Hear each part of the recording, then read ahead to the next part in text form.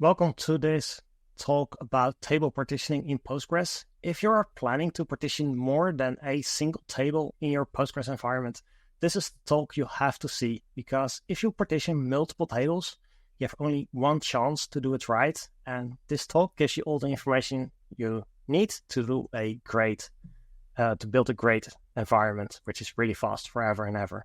So, welcome to partition your tables for 20 times better performance.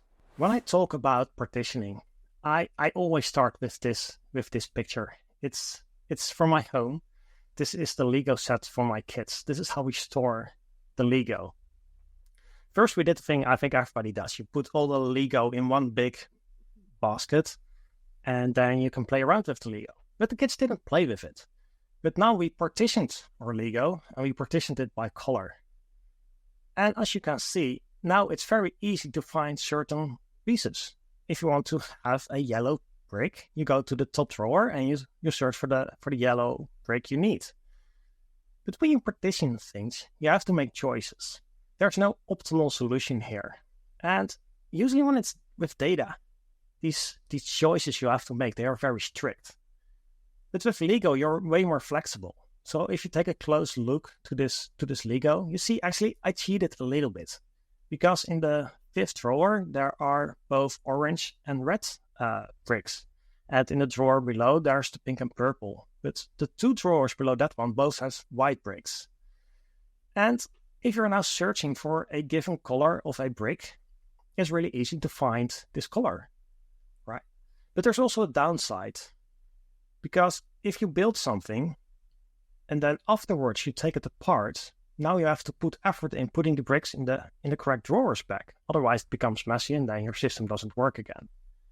And at the moment, all the Lego fits in this single set of the single closet thing with drawers. But if I have more and more Lego, I might have to expand this. And when I expand it, maybe I have to move data around again. And of course, with this amount of Lego, it's a trivial decision. But imagine this is a huge amount of data. Then if you want to move terabytes of data around after 10 years because you made some suboptimal decisions, then these decisions can really bite you. So when it comes to partitioning with data, these decisions you make in the early stages, they are really, really important. And basically you have only one try to do them right.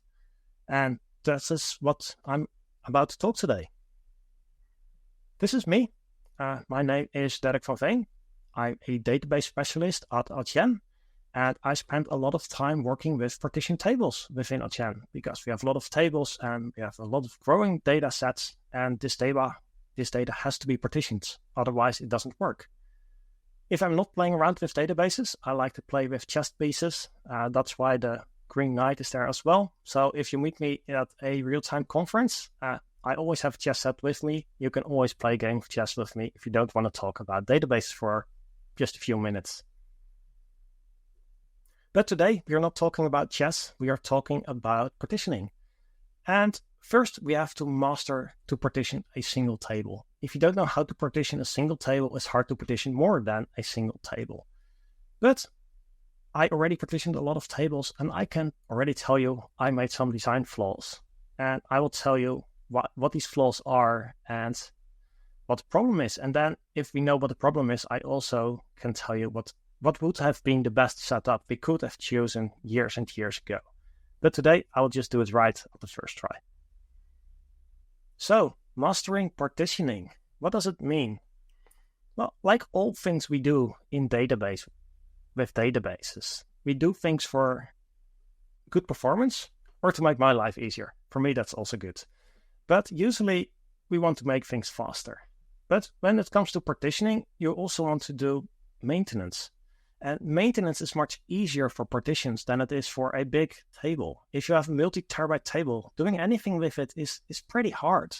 But if you have a lot of partitions and every partition is maybe hundreds of gigabytes, doing something with this hundreds of gigabytes, it's much easier because it's so much smaller. And you can even optimize single partitions because maybe this single partition contains very old data. So you can make special decisions for this older data, and you don't have to do the same decisions for the relatively hot data. And also vacuum is really important when it comes to partitioning. Vacuum is a really expensive process, and if you can make this process easier, it's always good. And vacuum a small partition is much easier than vacuum a very large table. So with respect to vacuum, partitioning also really helps. And then if you want to do something with data tiering, if you want to do data tiering within a single table, but you want to do it in a transparent way to the application, partitioning is a must-have. You can't get this done without partitioning. So if you want to have any chance to do data tiering today, tomorrow, next year, in 10 years, partitioning is definitely the way to go. And then there's a 32 terabyte table limit. This 32 terabytes is a lot of data, but we are collecting more and more data all the time. So within the next coming years, I think more and more companies will collect data, and they will hit this limit if they are not careful. So there's just no way to store more than 32 terabytes in a single table. So if you want to store more data, I know it's a lot, but if you want to store more than it, you have to do partitioning. And then the final one, and this is the most important one for today, partition pruning. Partition pruning happens in multiple ways. The first one is, let's say you're collecting PII data, personally identifiable information, which is basically information which you can use to target a single person. This information can't be stored forever and ever. So depending on where you collect this data, you have to get rid of it after 5 or 7, or for some countries, even 10 years. But then if you partition your data on a date, and then when this date is like 5 years or 7 years in the past, you can immediately drop the entire partition, which is way less expensive than going through your entire table and you have to delete all these rows. So when it comes to data, when it comes to partitioning, this pruning is really important. But also when you're selecting data, pruning is important. Pruning, when you're selecting data, means like you target a single partition or maybe just 2 partitions, while maybe you have hundreds of partitions. But it's a really important thing to be able to do, because if you're not touching data, it's just faster. And this is mainly what I will be talking about today. So let's take a look at a single partitioned table. In this case, it's the test partition table. It's a really small table, but it shows you what you have to think about when it comes to partitioning. This table has a primary key, which is a ID, and this table is also partitioned on ID. So ID is the partitioning key. The partitioning key has to be involved in the primary key, and there's a very important reason for this. All the partitions are individual tables, and all these individual tables have their own indexes on it, but there's no such thing as a global index over all partitions. So if you want to enforce a primary key, there's no other way than include the partitioning key into your primary key. It's the only way Postgres can maintain your primary key.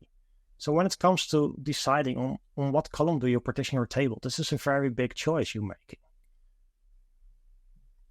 Sometimes you need some data in a partition, but you're partitioned. In this case, we partitioned on ID. But sometimes you need data based on the date. How can you do this? Well, you can add check constraints on your partitions. So in this case, I add a check constraint saying, hey, my data is between the 1st of January and the 1st of April for my first partition. So now the optimizer knows, like, if I'm looking for data in February, I know I can target a single partition. So check constraints are also a good way to prune partitioning, to prune partitions. And there's the default partition. And the default partition I have a mixed feeling about. In general, I would say don't use default partitions. Default partitions are the root of all evil when it comes to partitioning. But sometimes, in very rare circumstances, they are the perfect solution for a tough partitioning problem. If you want to know more about it, I have an article about it. It's too much for today.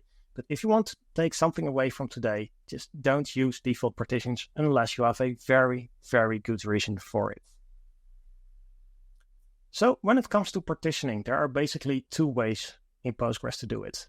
This is inheritance-based partitioning. Inheritance-based partitioning means you inherit properties from one or multiple tables.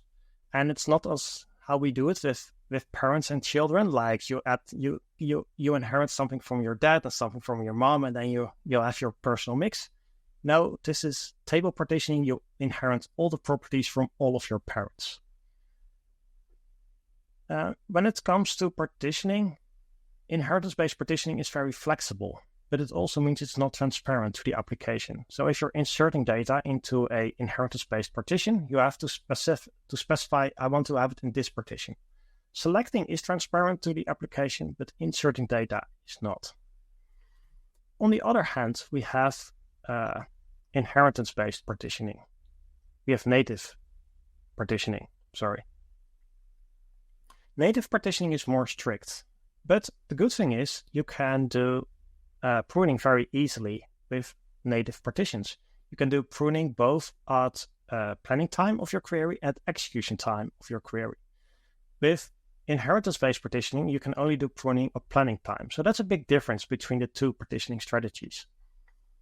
Also, when you're doing native partitioning, you can only use hash partitioning, list partitioning, or range-based partitioning. So that's also a limitation.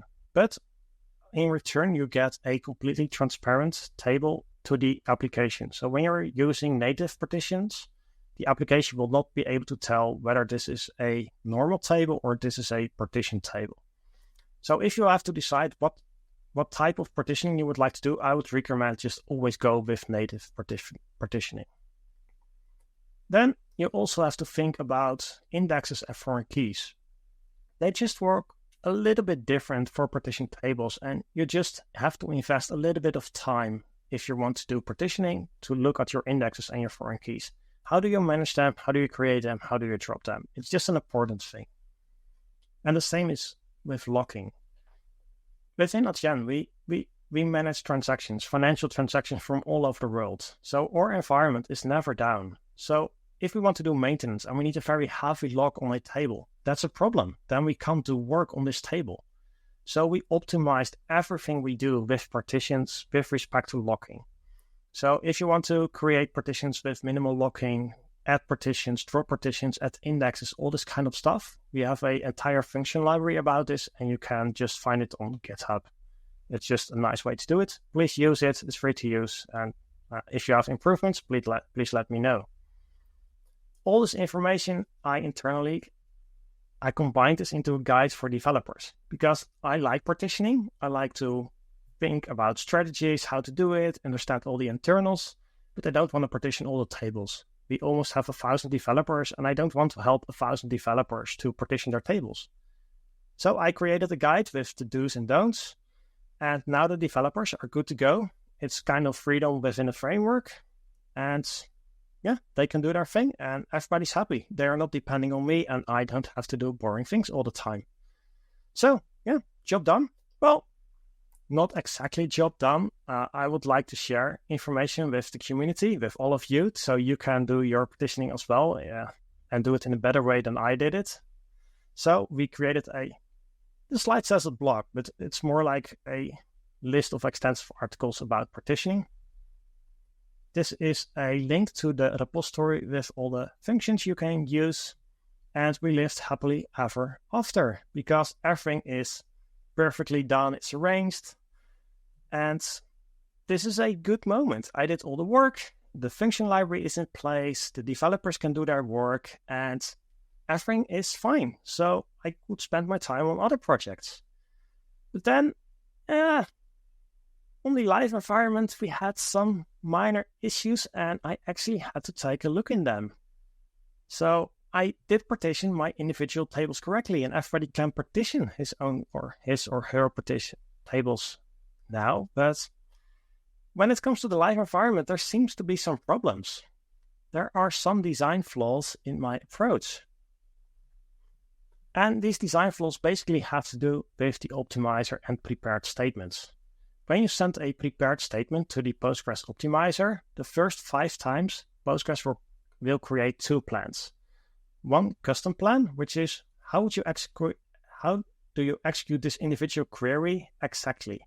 The generic plan is how do you execute this query, but I only give you the values I want later. So in my example table where I have a test partition table with an ID, The custom plan is, how would I retrieve ID number 5? The generic plan would be, how do I retrieve for any number? And sometimes the optimizer decides to go for custom plans. Sometimes the optimizer goes for generic plans. The optimizer goes for generic plans if they are not much more expensive than the custom plans. Why is this? Well, creating a plan is very expensive. It's a lot of calculation. You have to calculate the optimal join order. You have to take a look at all the tables involved. Is the query syntax correct? All this work you can skip if you're reusing the same plan over and over. So that's a good thing to do. So let's say the custom plan executes in 1 millisecond and the generic plan executes in 6 milliseconds. This is a big difference. It's a factor of 6. So the optimizer will say, like, I will go with custom plans. But especially with partitioning, creating this plan might be very expensive. So I go for the custom plans because it's 6 times more, or 6 times less expensive than the generic plan. But now, as a bonus, I have to spend 10 milliseconds executing or creating all the plans all the time. So instead of winning 5 milliseconds, I'm actually losing 5 milliseconds per execution. And the only way to fix this is at session level you can set to enforce generic plans for a specific query. And this happens if this happens once, you think like, yeah, this is okay, this is an exception, but this tend to happen more and more, and then it's just not fun anymore. It starts to look like work. And then last year we had a problem with this one. We had a problem with fast path logs. Fast path logs is something in Postgres. The first 16 objects within your session you want to log, they are very fast. This is your fast path. If you want to log 17 objects or more, then you need to go to the log manager, and then this log manager will manage all the other logs for you. Let's say I'm just joining 2 ordinary tables with each other. Then I probably need to log 4 objects. I need to log my table, I need to log my index, I need to log my other table, and I need to log my other index. So in total, that's 4 objects I need to log. But now, let's assume I need to log 2 partition tables. And maybe my one table has 10 partitions and the other table has 20 partitions. Now, suddenly I need to log 10 partitions. I need to log 10 indexes on this partition. And on the other table, I need to log 20 tables and 20 indexes. So this is already a total of 60 logs, and I'm only joining 2 tables. So I need a lot of logs managed by the log manager, and then you can have very nasty problems on getting a log on the log manager. You can Google this. GitLab struggled with this problem. There's a lot of it about it, but the solution I'm showing you today also circumvents this problem. I really like this quote. It applies to real life, but it also applies to databases. The fastest way to do something is just don't do it. If you're not doing it, it doesn't take any time, right? So when it comes to partitions, your data is nicely partitioned, right? Now, if I target a single table, I only spend resources on reading from this single partition. But if I target a lot of partitions, I have to check a lot of partitions. So maybe I have to check on every partition, I have to check a single index. But only checking this index and finding out I don't need it, if I have 20 partitions, this is already a lot of work, and I want to skip work. And this is even more important when you do data tiering. I don't want to pull some slow disk to find out there's no data I need. So when you want to avoid work, partition pruning at query time, at execution time, this is so important. This is the holy grail when it comes to partition performance. Because this is our current situation. And only by looking at this slide, you can already see this is kind of messy. We made optimal choices for every single table, but now looking at the overall picture, this is just a little bit messy. And to make things worse, the ledger tables are partitions based on the inheritance-based strategy, because we did this many years ago. But all the other tables, they are done based on native partitioning. And on the left side, the partitions are done, the partitioning key is transaction ID. But the ledgers, they don't have a transaction ID because we normalized using the third normal form. So the ledgers, they have a ledger ID. So now what happens if I query these tables? Well, you can already guess.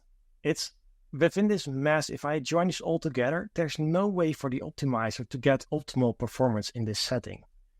So what happens if I query this? Let's say I just need a row from a single partition. Now, if I want to join transaction stuff, I actually need 2 partitions. And then when I join payment, I need more partitions. And then when I go from something which is partitioned on transactions, when I go to ledgers, it becomes really messy. I draw already a lot of green arrows, but in reality, I actually need more green arrows. So yeah, this is just not very fast. So we made a lot of good decisions. We made good decisions to partition individual tables, but the overall picture has become very messy. And unless we do something about this overall mess, our queries will not be optimal performing. So how do we get back to the green scale? How can we get this fast performing queries? Well, I need a target setup which is just better than this messy environment we created.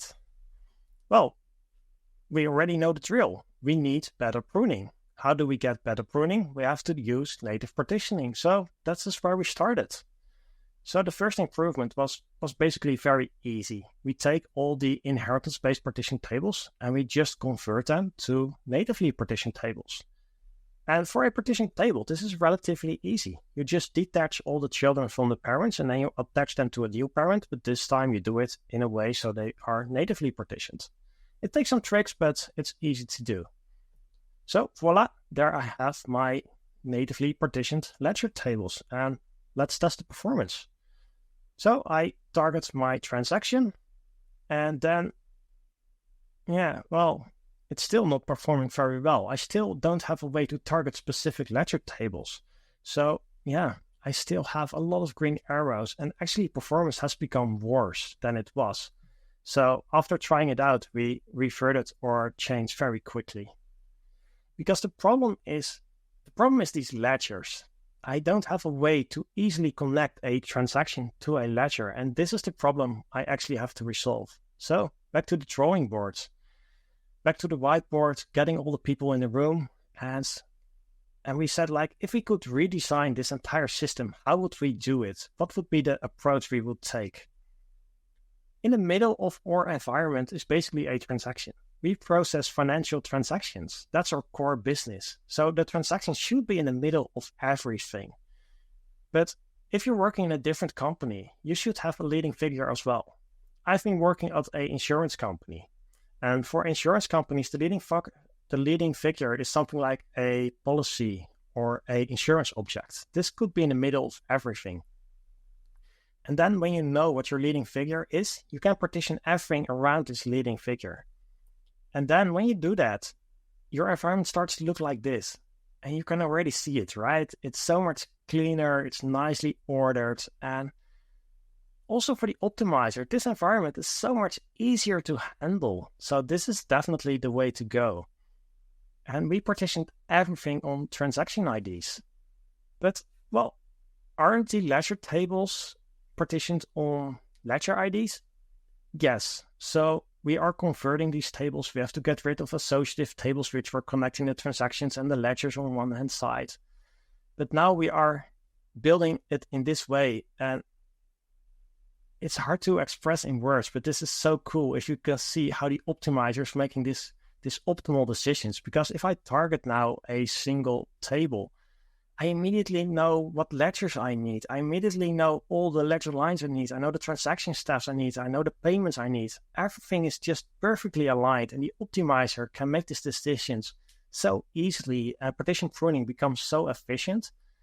The title of this talk is to make your queries 20 times faster, but some of our queries in this new setup, they are actually 50 times faster, and under load, sometimes they are even 70 times faster. So for me, this was really exciting to see, and it's such a cool project to work on.